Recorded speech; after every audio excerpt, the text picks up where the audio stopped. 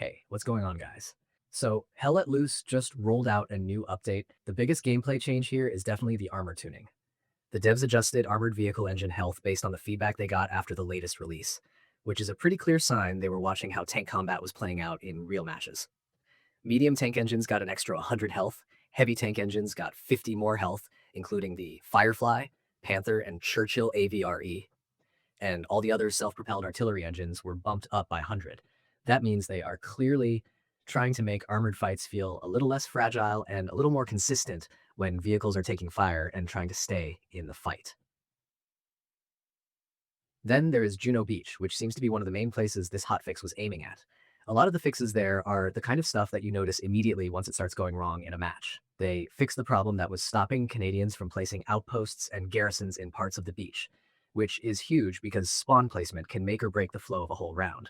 They also cleaned up vegetation collision issues, fixed barn windows that were blocking players from shooting through them, and sorted out a handful of spawn problems, including one inside an area players could not actually access properly.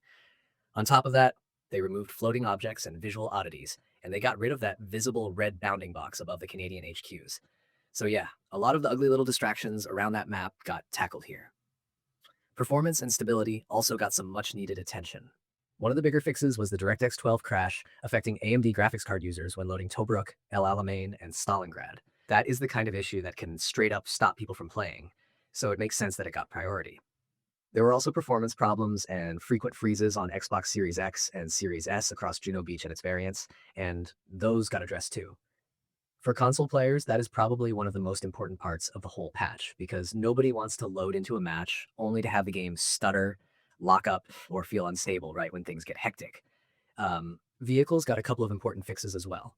The blowtorch repair issue for vehicle wheels has been resolved, which sounds small until you are in the middle of trying to get a damaged vehicle back into action, and the repair interaction just is not doing its job.